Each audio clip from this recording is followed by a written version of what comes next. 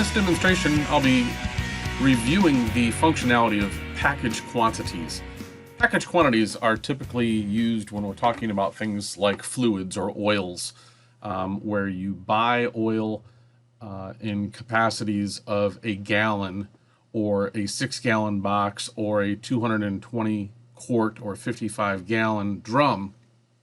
Now, you purchase it in individual gallons or 6-gallon boxes, 55-gallon drums. However, you sell it in the individual quart capacity. And that causes some confusion when it comes time for ordering and receiving these particular units. I'm going to give you a quick little overview here of the master table first. In the master table, as you can see here, I'm looking at 3 different 5W30 products here from Kendall. Each one of them is slightly different, and when I double click on them one by one, you'll see that this first one has an item description that says that it's Kendall GT Endurance or GT1 Endurance 5W30. Now, my buyer's description tells me that this is 5W30 and it is bought by the gallon. Another thing that helps me here is that it says package quantity is 4. Now, I know that there are 4 quarts per gallon, so knowing that I'm buying this by the gallon, per unit that I'm purchasing, it will give me 4 units or 4 quarts to sell. Now, the next thing that I want to focus on here is the part cost. The part cost is the cost of this oil per gallon, not the per quart cost.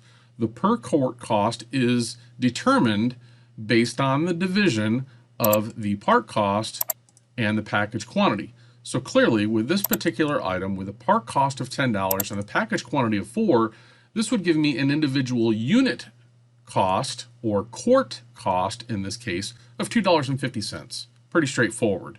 And my list price on that is only $3, so I'm basically making 50 cents per quart of oil on this one. Now, the buyer's description is never seen by the actual customer. What prints out on the customer's final repair orders and invoices is the item description, the Kendall GT1 Endurance 5W30. So the buyer's description is only visible to you when we get into the section of creating the actual purchase order. If I cancel out of this particular product and look at the next one, this one is the Kendall GT1 Max Full Synthetic 5W30, and as you can see here, the description is slightly different where it says 5W30, and this is a 55-gallon drum. Now, in a 55-gallon drum, obviously that equates to 220 quarts, or 220 units. Well, those 220 quarts, or the 55-gallon drum, I'm going to say cost me $550. Well, again, the math, if I were to do that there, $550 divided by 220 quarts gives me, again, a per quart cost of about $2.50. Okay. The last item on this list for this demonstration is the 6-gallon box. Again, a 6-gallon box, if I'm selling it by quarts, would equate to 24 quarts. 24 quarts or a 6-gallon box costs me $70. $70 divided by the 24 quarts is about $2.91 per quart, my cost. Okay.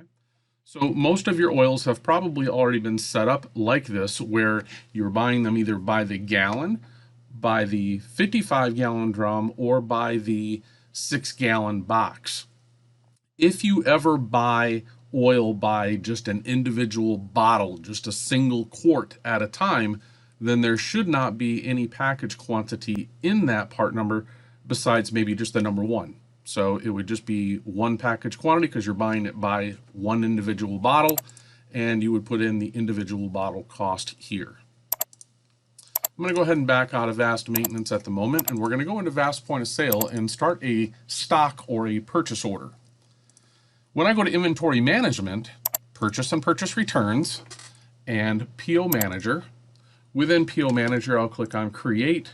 I happen to have Kendall Lubricants in my system as my default vendor. I'll put in my name, and I'm just going to do a manually entered PO and click Build. At this point, I'm just going to type in 5W-30, and it comes up with my 3 different Kendall oils here. And I'm just going to start at the top of the list with the GT1 Endurance 530. Now here is where we see the buyer's description. This may help you understand how you should go about entering in the quantity that you need to purchase. Now, since this is something that you buy by the gallon, I have to put in the actual number of quarts. So if they delivered me, they're not going to deliver to me, at least I hope they don't deliver to me a portion of a gallon. They should be selling me oil in full gallons. I guess they could do, 10 and a half gallons or something like that, and I could put in, 22 quarts, or I'm sorry, 42 quarts or something like that, 42 and a half. But what I want you to focus on here is at the top of the screen, it says that it's bought by the gallon, package quantity is 4. And down on the bottom of the screen here, it says order or quantity ordered will be reduced to reflect the package quantity of 4. So in this case, I'm buying it by the gallon. If I wanted to receive 200 gallons, I would have to actually type in 800 quarts.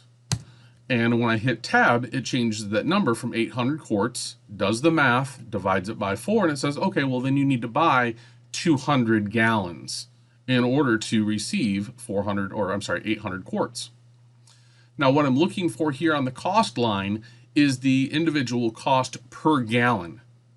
So again, if you get an invoice or a slip from your supplier that says that they delivered you, 200 gallons equaling 800 quarts of oil, I want to put in the cost per gallon.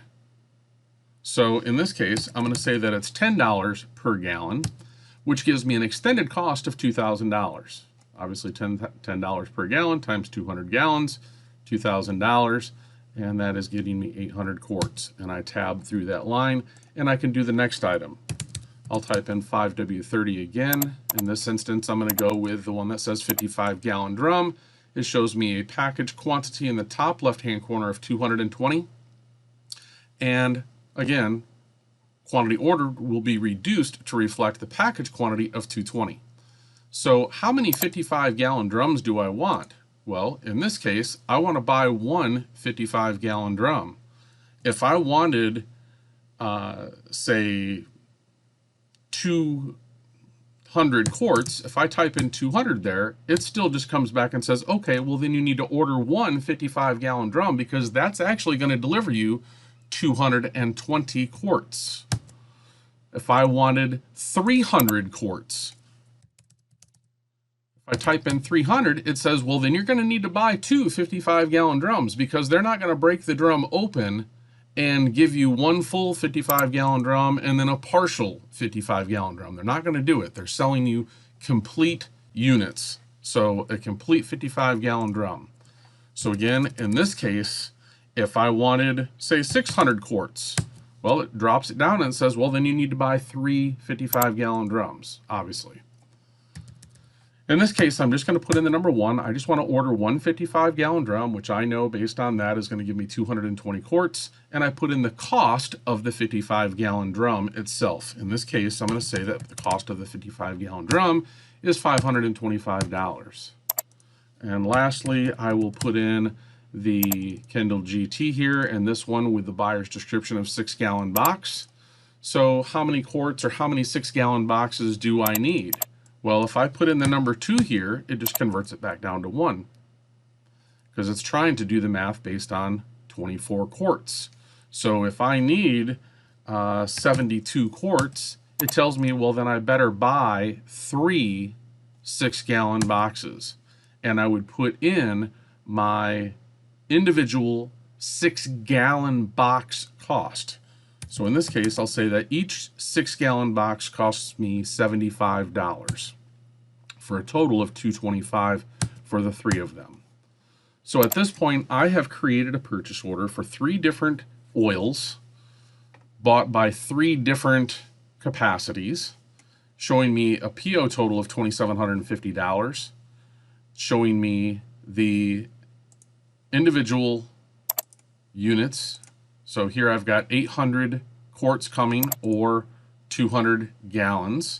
I have one 55-gallon drum, and I have 3 6-gallon boxes coming, all at these individual unit costs and extensions. At this point, I'm just going to go ahead and click on Save. I'll go to post print the PO. I don't need to create or print a purchase order. That is now successful. I'm going to exit out of here and I'll go into purchase order receipt. Purchase order receipt. Here's my Kendall Lubricants, PO number 33. I'll select that. Here it shows me how many gallons I should be receiving. So packing list shows 200 gallons. I supposedly received 200 gallons. I can accept that line item. Hopefully my cost is still $10 per gallon. I'll accept the 55-gallon drum, and I'll accept the 3 6-gallon boxes. My invoice total of $2,750. If all of that is correct, I simply click on Vendor Invoice Totals, click on the ... and put in my invoice total, assuming there's no other shipping and handling or anything else. I'll put in my invoice number from the supplier. Done, done, and post. Now, if I want to confirm or validate what I've just entered in as far as the proper number of quarts, I can always go to tracking and type in any one of those part numbers. So if I put in 5W30, I'm just going to look at the first one here on the list, and it shows me the most recent transaction. This is the one where on PO number 33, I had 800 quarts at a cost of $2.50 per quart, and it bumped up my on-hand quantities. I'll look at the next one, 5W30, and there we have, again, on today, where I received 220 quarts, which happened to be a 55-gallon drum, and even though the 55-gallon drum cost me $525, that broke it down to a average cost per quart, or a cost per unit, of $2.39, and shows me with a new quantity on hand of 280.7 quarts. And lastly, 5W30, I'll pull up the item here and I can see a PO receipt again for 72 units, or 72 quarts, which happen to be 3 6-gallon boxes. Cost per quart $3.13, and now I have 144 on hand, and I can hit done. Everything is tied off. Everything should be accurate. Hopefully this helps answer some questions with regard to creating purchase orders and receiving purchase orders when package quantities are in effect. If you have any questions, feel free to reach out anytime. Thank you.